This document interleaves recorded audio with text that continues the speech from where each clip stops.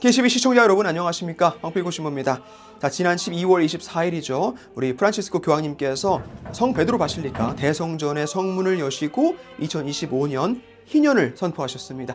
그리고 이번 희년의 주제를 다름 아닌 희망으로 삼으셨어요. 희망의 순례자가 되자.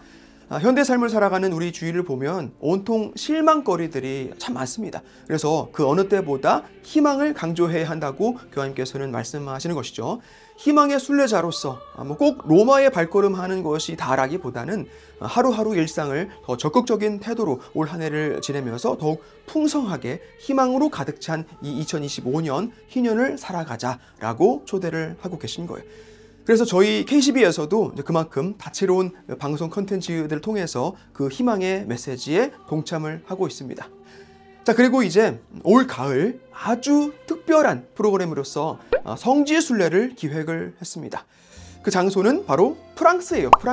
프랑스를 순례로 가보신 분들 아마 꽤 계실 텐데 대개 루르드 성모님 발현지를 많이들 방문하시죠. 그런데 프랑스는 루르드 말고도 정말 가볼 만한 곳들이 아주 많아요. 고대의 이 프랑스 지역을 갈리아라고 불렀는데 이미 기원 전부터 로마 제국 문명화가 진행이 되고 있었고 예수님 시대 이후에 사도들이 여러 지역으로 파견돼서 복음 활동을 하지 않습니까? 그 과정에서 로마나 등지에서 순교도 당하고 그러잖아요. 아마 이 갈리아 지역도 사도들이 분명히 들러서 갔을 것이고 기록에 남아있는 바로는 2세기 또 3세기에 이곳 각 지역에 파견된 사도 교부들 또 초대 주교들이 활동했던 걸 알 수가 있어요. 즉 프랑스에서는 고대 성인들의 신심을 엿볼 수 있다라는 점. 그래서 파리 바로 위에 생드니라는 곳이 프랑스 주보 성인 중 한 분이신데 성 디오니시오의 성지가 됩니다. 파리의 몽마르트라는 곳 아마 들어보셨을 텐데 순교자의 산이라는 뜻이에요. 생드니를 포함해서 많은 순교자들이 희생을 했던 곳입니다. 그 위에 사크라퀘, 즉 예수 성심 성당이 또 유명하죠.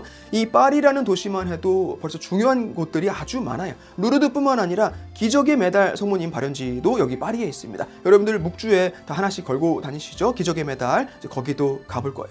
그리고 그 바로 앞에 파리 외방전교회 본부가 있어요. 우리 한국의 103위 순교 성인들 중에 무려 10분이 이 파리 외방전교회에서 파견된 분들이잖아요. 나눠볼 얘기가 많겠죠.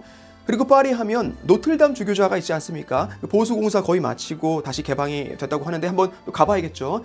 이 노틀담 성당이 유명한 이유 중에 하나가 바로 고딕 양식의 정수라고 불리우기 때문에 그래요. 고딕 양식이 뭐냐라고 하면 또 잘 모르실 수 있는데 프랑스가 바로 이 고딕 양식의 탄생지입니다. 좀 전에 언급했던 생드니가 묻혀있는 생드니 주교자가 최초의 고딕 양식 성전이에요.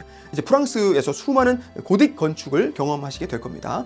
그리고 고딕 양식과 비교해서 로마네스크 성전도 또 많이 가게 돼요. 특히 남부 프랑스에 많이 있는데 그 중에서 대표적으로 아르에 있는 생트로핌 성당도 갑니다. 건축 양식을 구별하는 게 다소 어렵게 느껴지실 수 있는데 아마 이번 기회에 분명히 배우시게 될 거예요.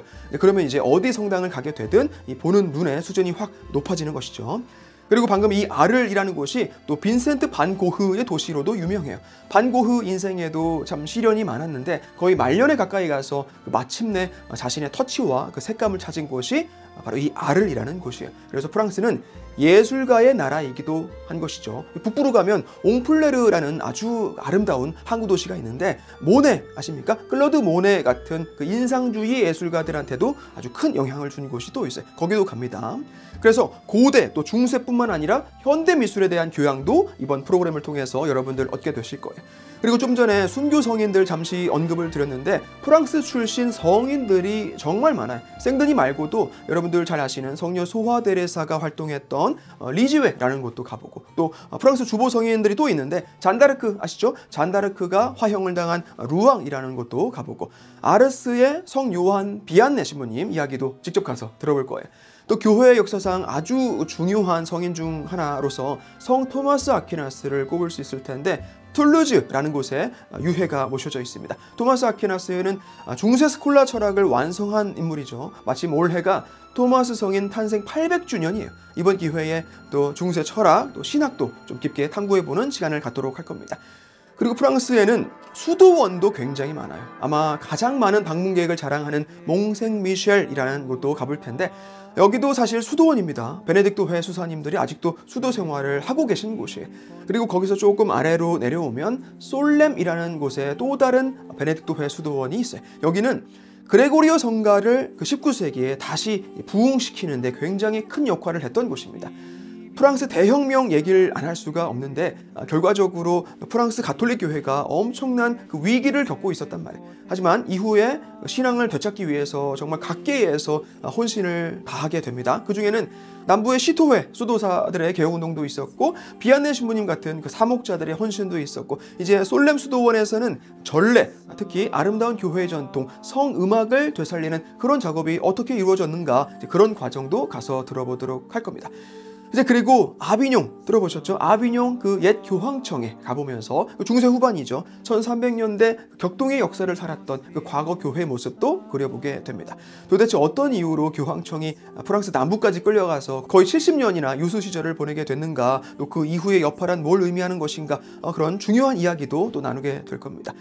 여기에 이제 아까 언급드렸던 루르드 성모님 발현 성지를 방문을 할 겁니다. 우리 어떤 그 몸과 영혼을 치유를 위한 그런 간절한 시간도 갖도록 할 거예요. 과연 기적은 무엇이고 성모님이란 존재는 우리에게 어떤 분이신가 마음 깊이 새겨볼 수 있는 아주 뜻깊은 순례가 될 겁니다.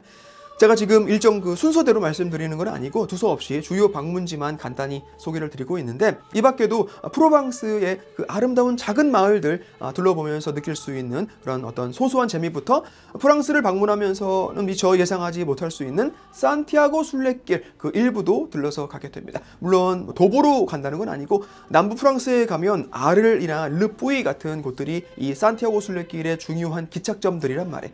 그래서 중세 순례 전통이 어떻게 발전됐는가 하는 부분도 또 더없이 흥미롭게 나눠볼 수 있을 겁니다. 이 외에도 프랑스는 또 미식의 나라이기도 하죠. 굳이 말씀은 안 드리겠지만 어떤 곳들 성지 순례로 가면 먹는 게 좀 문제가 되기도 하는데 프랑스에서는 적어도 그런 걱정은 없지 않겠나라는 생각도 해봅니다. 그 걸맞게 숙소도 안락한 곳들로 준비를 하고 있어요. 그래서 프랑스는 제가 감히 말씀드리는데 순례지로서 정말 종합 선물 세트 같은 곳이라고 봅니다. 다 있어요. 고대, 중세, 근대, 또 현대까지 전부 아우르면서 성모님 발현지들, 또 순교지들부터 해서 건축, 미술, 음악이 있는 곳이고 수도 영성, 성인 신심, 또 순례길 전통까지, 게다가 이 모든 곳들을 안전하고 편안하게 다닐 수 있는 곳이 바로 프랑스예요. 하지만 그럼에도 불구하고 프랑스만을 한해서 기획된 순례 프로그램을 아마 여러분들 어디서도 보신 적이 없을 겁니다. 좋은 건 누구나 다 알지만 참 일정 만들기가 그렇게 쉽지가 않은 나름의 이유들이 다 있기 때문에 그래요. 하지만 그런 어려움에도 불구하고 제가 이 프로그램 짜는데 직접 참여를 하면서 또 여러분들 아실 분들은 다 아시는 우리 아멘투어의 모이세 형제님의 그 수십 년 노하우를 통해서 저희 KCB가 아주 야심차게 이번 프랑스 순례를 기획을 해봤습니다. 아마 이번이 아니면 이렇게 프랑스 전역을 한 번에 다니면서 이토록이나 방대한 내용을 다 아우를 수 있는 그런 기회는 정말 쉽지 않을 거라고 단언을 드립니다. 자, 그래서 마지막으로 중요한 게 참가비가 되겠죠. 4,490불. 결코 적은 숫자는 아니에요.